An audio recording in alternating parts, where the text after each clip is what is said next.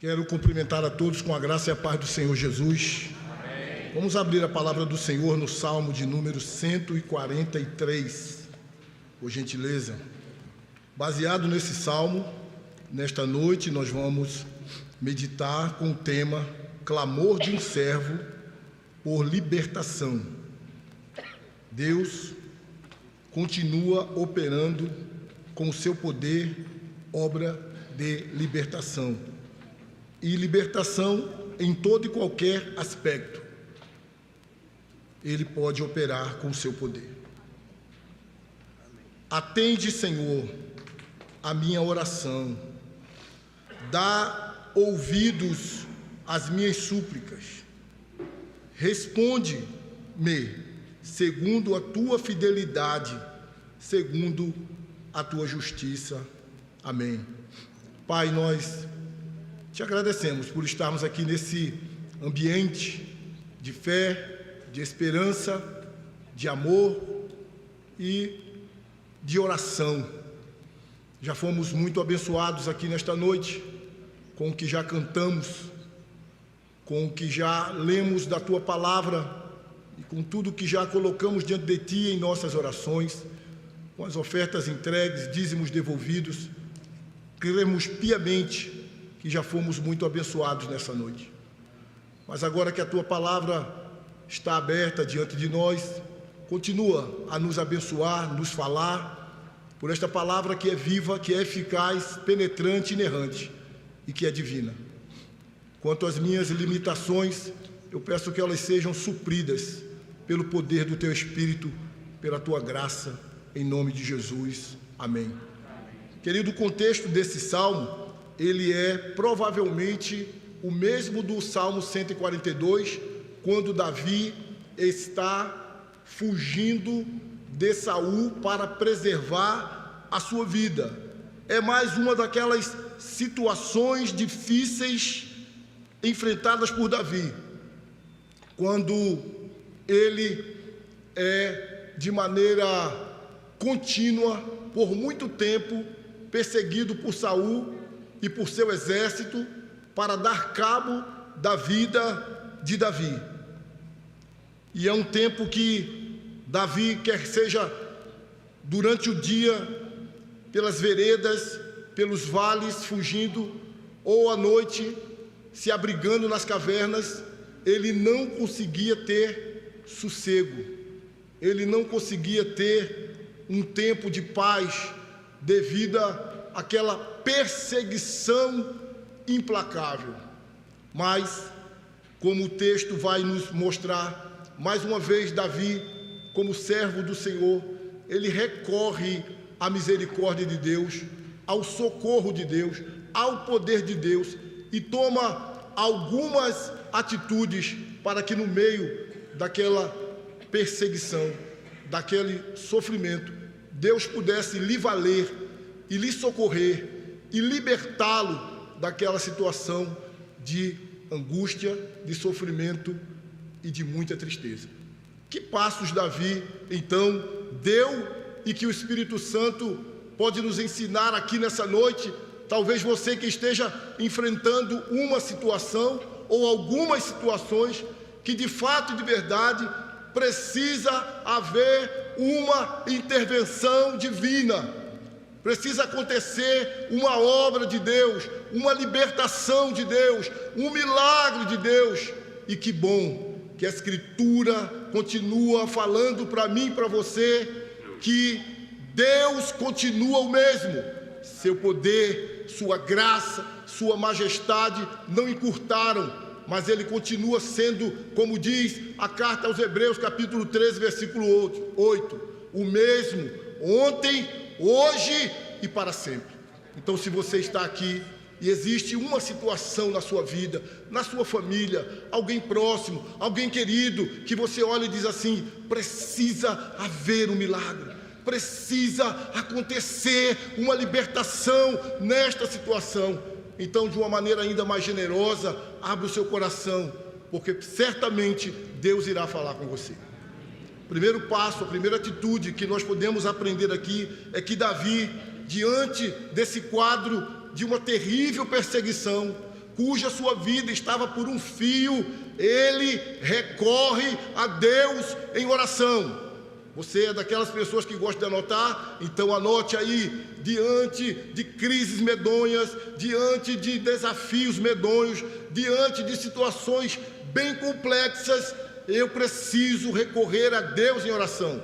Versículos 1 e 2 diz assim: atende, Senhor, a minha oração, dá ouvidos às minhas súplicas, responde-me segundo a tua fidelidade, segundo a tua justiça. E a gente pode ver aqui que há um elemento aqui dentro dessa oração de urgência, de pressa, quando ele diz aqui: atende, Senhor, dá ouvidos, Senhor. E no versículo 2 ele continua: não entre em juízo com teu servo, porque à tua vista não há justo nenhum vivente. Então Davi está dizendo assim: Senhor, não leve em consideração os meus pecados. Este também é um dos últimos salmos, dos 7 salmos de penitência, este é um deles. E Davi está reconhecendo a sua condição de pecador, e que se Deus for considerar falhas e pecados, não há nenhum justo sequer, conforme o próprio apóstolo Paulo disse isso no futuro para Davi e no passado para nós, em Romanos capítulo 3, versículo 20, em Gálatas capítulo 2, versículo 16, não há nenhum justo. E Davi então, ele recorre a Deus em oração, sabendo que nele mesmo não há mérito. Mas em que Davi se fia? Em que Davi se estriba? Em que Davi se garante? Davi se garante na fidelidade de Deus, como ele diz aqui, versículo ainda 1, responde-me segundo a tua fidelidade, segundo a tua justiça. Davi é um servo pactual, é um servo que tem pacto com Deus, tem aliança com Deus. Por isso ele se dirige, quando você vê todas essas letras maiúsculas, atende, Senhor, ele está dizendo: atende, Yahvé, atende, Deus da aliança. Ele está olhando para o Deus sempiterno, ele está olhando para o Deus incausado, ele está olhando para o Deus autoexistente, ele está olhando para o Deus todo-poderoso. E porque ele tem uma aliança com Deus, não fiado em seus méritos, mas fiado na justiça do Senhor e fiado na fidelidade, ele diz: atende, Deus, dá ouvido, Deus. Ele tira os olhos da dificuldade, da crise, da perseguição, e os seus olhos se voltam para o Deus da aliança, para o Deus que é fiel. E dizer que Deus é fiel significa dizer que tudo que Ele promete, Ele cumpre. E no Salmo 50, versículo 15, está escrito: invoca-me no dia da tua angústia. E talvez aquele dia era o dia de uma profunda angústia de Davi. Invoca-me no dia da tua angústia, eu te livrarei e tu me glorificarás. Então, irmãos, diante das adversidades, das complexidades da vida, recorra ao Deus da aliança, recorra ao Deus Todo-Poderoso, recorra a Yahvé, aquele que sempre existiu, aquele que nunca foi causado, aquele que está acima de tudo e acima de todos, aquele para o qual nada é impossível. Então Davi recorre a Deus, mas uma outra atitude que a gente aprende com Davi é que ele de fato reconhece a sua realidade e percebe que ele está dentro de um quadro difícil. Ele não nega a realidade, porque às vezes nós queremos minimizar o problema. Às vezes nós não queremos encarar o problema como ele é, mas Davi nos mostra aqui o contrário, que ele olha para a situação e ele a vê como de fato ela é, reconhecendo aquela dura realidade que ele estava passando. Versículo 3 e 4, olhe comigo por gentileza, diz assim: pois o inimigo me tem perseguido a alma. Era uma perseguição cruel, era uma perseguição incessante. tem arrojado por terra a minha vida. Não bastava simplesmente aquele inimigo pegar Davi, mas ele queria arruinar Davi, ele queria lançá-lo ao chão, ele queria destruí-lo, ele queria matá-lo, e se tivesse poder, lançar Davi no inferno. Era uma perseguição com uma fúria tamanha, e Davi reconhece o tamanho da sua dificuldade e consegue fazer a leitura da realidade difícil que ele estava, pois o inimigo me tem perseguido a alma, tem arrojado por terra a minha vida, tem me feito habitar na escuridão, como se estivesse morto. Davi vivia se escondendo nas grutas, nas cavernas, naquela escuridão, e isso também pode exemplificar como se ele estivesse chegando à morte, na escuridão da morte, como aqueles que morreram há muito. Por isso, dentro de mim esmorece o meu espírito. Davi estava nesse quadro apavorado, assustado. Davi estava, por assim dizer, com muito medo. Dentro de mim esmorece o meu espírito, e o coração se vê turbado, o coração se vê assustado, apavorado, com medo. E o coração se vê turbado. O problema era grande. Davi está assustado, Davi está espantado, Davi está com medo, ao reconhecer que a sua dificuldade era imensa, e ele precisava de um livramento, ele precisava de uma ação divina, e ele está recorrendo a Deus, e ele está reconhecendo a sua realidade difícil. Mas não só isso, agora Davi, o que ele faz? Ele vai recordar os feitos de Deus na sua vida. Às vezes o presente momento não nos faz enxergar nenhuma situação pela qual nós possamos ficar felizes. Há tempos na vida que você olha assim e a realidade é dura e cruel. Nessa hora, nós precisamos aprender com o profeta Jeremias, por exemplo, que quando estava diante da destruição de Jerusalém e vendo aquele quadro de violência, de estupros, de mortes, ele consegue olhar para trás diante daquele caos, para que ele não se desesperasse diante daquele quadro que estava presente na vida dele. Então ele recorda, ele volta ao passado e ele diz: então, quero trazer à memória aquilo que me pode dar esperança. E o que podia dar esperança a Jeremias? Que Deus é fiel, que as suas misericórdias se renovam a cada manhã, e que Ele é bom.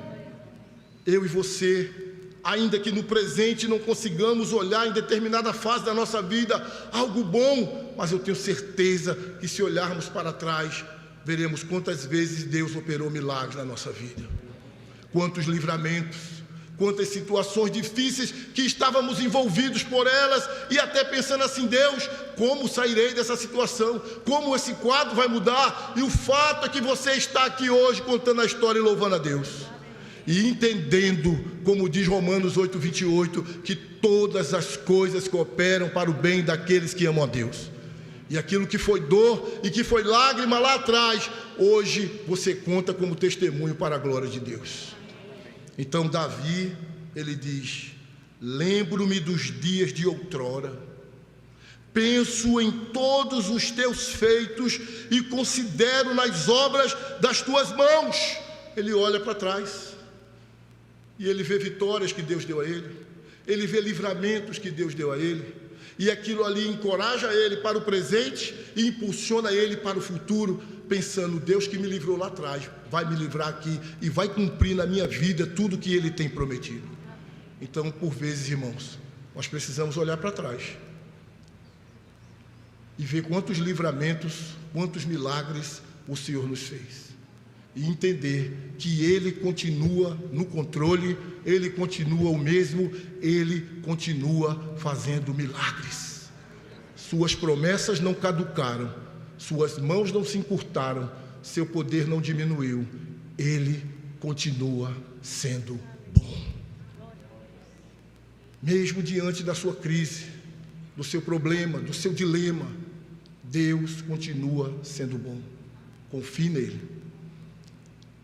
Mas, versículo 7 e 8 e 9, o que nós vemos agora é este servo do Senhor, no meio daquela situação difícil, rasgando o seu coração, rasgando a sua alma, diante do Deus que livra, diante do Deus da aliança, diante do Deus Todo-Poderoso. Veja comigo as palavras desse homem, rasgando o seu coração na presença de Deus, do versículo 7 até o versículo 9. Diante daquela situação, ele precisava de um socorro urgente, e ele diz: dá-te pressa, Senhor. Dá-te pressa, Senhor, em responder. O espírito me desfalece.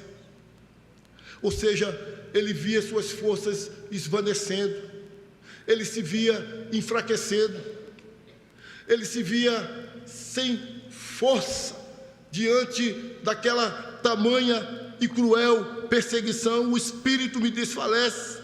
Não me escondas a tua face, para que eu não me torne como os que baixam a cova, para que eu não morra, Deus. Os homens já me abandonaram, os amigos já me deixaram, mas que o Senhor não me deixe, que o Senhor não me abandone, porque o teu abandono na minha vida significa morte, significa ruína.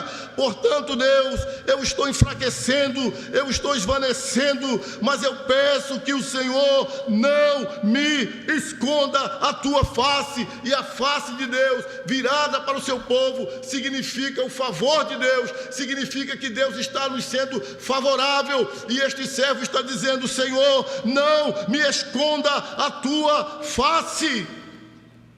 Versículo número 8: faze-me ouvir pela manhã da tua graça, pois em ti confio.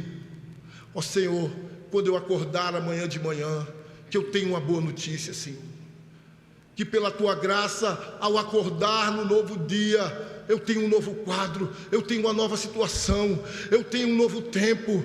Deus, que a tua graça me permita ver uma nova situação, uma notícia boa, um livramento, um milagre. Amém, irmãos? Amém. Eu e você precisamos sempre viver na expectativa de que o milagre vai chegar, de que a qualquer hora o médico vai dizer: você está curado. De a qualquer momento você vai ouvir dizer um filho, um cônjuge, um parente dizendo: eu quero ir para a igreja com você, eu quero servir o mesmo Deus que você. Nós precisamos viver na expectativa de que o milagre vai chegar e o quadro vai mudar, porque não há nada impossível para Deus. Portanto, não desista de orar, não desista de clamar, não desista de bater a porta do Senhor, mas rasgue diante dele o seu coração. E se for o caso de você estar esvanecendo, esmorecendo, difícil, faça igual Davi: Deus, as minhas forças estão se acabando, Senhor, responde-me, Senhor, socorre-me, Senhor, muda esse quadro, Senhor, vai lá naquela causa, naquela vida, naquele coração, naquele filho, naquele pai, naquele cônjuge, naquela causa na justiça, naquela enfermidade. Senhor, vai lá e muda o quadro, Senhor, e traga, Senhor, essa libertação. O Deus da aliança nos convida a clamarmos, porque Ele tem prazer em nos socorrer. Está aqui esse homem abrindo seu coração diante de Deus. Mostra-me o caminho, Senhor. Não deixe que eu tome o caminho que eu quero, porque às vezes na hora do aperto, na hora do sufoco, a gente querendo sair do sufoco, podemos ser enganados pelo nosso próprio coração e tomar um caminho que é da nossa vontade, precipitar, tomar uma atitude inconveniente. Mas o salmista está dizendo: Senhor, mostra-me o teu caminho, por onde devo andar. Ou seja, Deus, me dê a sua direção. Porque às vezes na hora do acocho, do aperto, da aflição, aparece uma situação assim que parece que vai ser a salvação e a gente quer, mas a gente precisa ser sensível e dizer: Deus, me livre do engano do meu coração e me ajuda a seguir a sua direção. Amém? Amém. Aí ele continua dizendo: por onde devo andar? Porque a ti elevo a minha alma. Livra-me, Senhor. Ele clama por livramento dos meus inimigos, pois em ti é que me refugio. É no Senhor que eu busco refúgio. É no Senhor que eu busco proteção. Me livra, Senhor. A partir do versículo 10, a gente vê esse homem se revigorando no Senhor. Este homem que vem dizendo: estou esvanecendo, estou enfraquecendo, estou desanimando. Agora ele se revigora no Senhor. Ele pede que o Senhor o vivifique, o revigore, o renove diante das lutas, diante dos desafios, diante da guerra, diante dos desafios. Ele diz: ensina-me a fazer a tua vontade, pois tu és o quê? Meu Deus. Não a minha vontade, Senhor, mas que eu faça a tua vontade. Quantas vezes nós somos tentados a resolver as coisas do nosso jeito, do nosso braço, da nossa força, como nós achamos que deve ser e pronto. Não paramos para ouvir a Deus, não paramos para ouvir sábios conselhos e queremos que seja feito daquele jeito. E Davi está ensinando para nós aqui, dizendo: ensina-me a fazer a tua vontade, pois tu és o meu Deus, não a minha vontade, mas a tua vontade, entendendo sempre que a vontade de Deus é o que, irmãos? Boa, agradável e perfeita. Ensina-me a fazer a tua vontade, pois tu és o meu Deus. Guie-me o teu bom espírito por terreno plano, que o teu espírito ele me guie, que eu não seja guiado simplesmente pela minha mente, mas que eu seja guiado pelo teu santo e bom Espírito. Vivifica-me, Senhor, porque, irmãos, uma coisa é você enfrentar um problema, um dia problemático. Você teve um dia problemático, difícil. Outra coisa é você enfrentar um problema uma semana. Outra coisa é você enfrentar um mês, um ano, 2 anos, 4 anos. Jó, seus 10 filhos morreram. Deus deu, Deus tomou. Fazer o quê? Mas daqui a pouco, enfermidade, gado, acusação, ano após ano, a pele necrosando, pus, e o sofrimento não cessa. Aí Jó, por que eu nasci? Por que eu vim a esse mundo? Deus me leva. Quando é aquele dia, problema naquele dia, Deus é comigo, Deus é bom, Deus resolve. Mas às vezes, aquele problema de um dia vira uma semana, um mês, 6 meses, um ano. E a pessoa esmorece. E por vezes a pessoa desanima. E por vezes a pessoa pensa que o milagre não vai chegar. Que Deus não está vendo, que Deus não está ouvindo, que Deus não está fazendo. E por vezes duvida, e por vezes murmura. E por vezes se abate. E esse homem estava abatido. Porque Saul e seus exércitos estavam no encalço de Davi, não foi de um dia para a noite. Foram anos querendo pegar, querendo matar, e Davi foge. De dia não tinha sossego, se esconde aqui, de noite não tinha sossego, dentro de uma caverna, e num buraco, e numa coisa. Você já imaginou o cara viver fugido, foragido, e o outro atrás, querendo pegar? Mas dentro de Davi tinha uma certeza: Deus é fiel. Ele é o Deus da aliança. Ele tem promessa na minha vida. E Isso levava Davi a buscar o renovo. Vivifica-me, Senhor, por amor do teu nome, por amor da tua justiça, tira da tribulação a minha alma.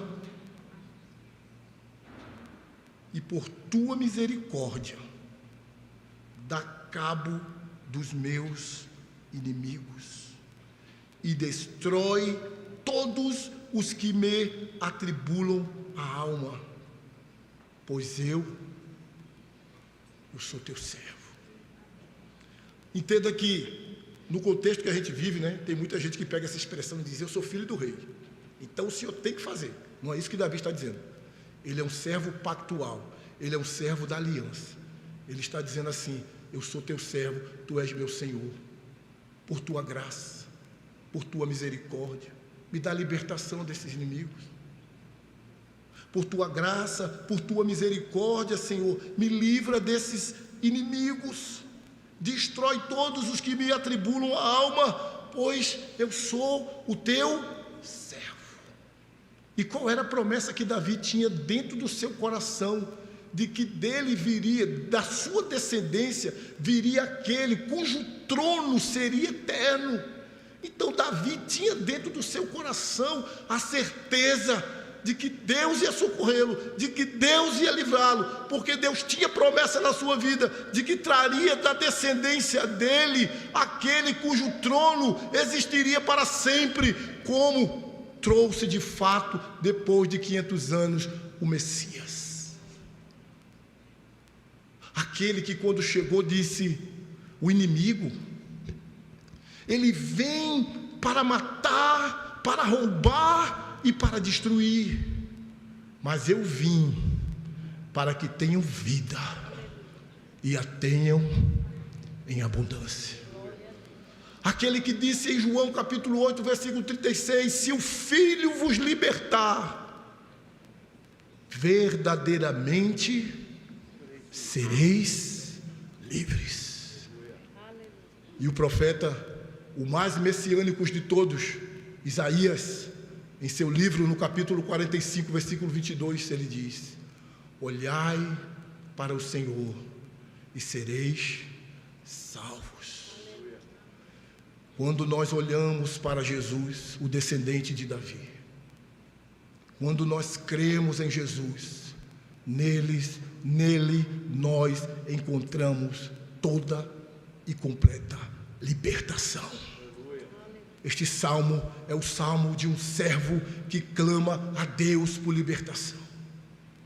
Mas um dia Deus enviou para morrer naquela cruz aquele que, com o derramar do seu sangue escarlate puro, provê libertação para todo aquele que nele crê.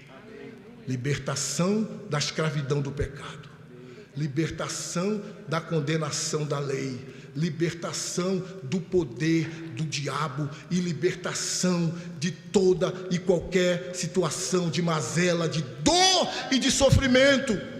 Então o clamor dessa noite não é olhe para Davi. Davi é um exemplo, Davi é uma sombra. O clamor nesta noite é olhe para Jesus, porque é nele que nós temos plena e total libertação. É Ele quem livra, é Ele quem socorre, é Ele quem perdoa e é Ele quem salva. Que os nossos olhos estejam postos em Jesus, porque nele encontramos total e perfeita libertação. Amém.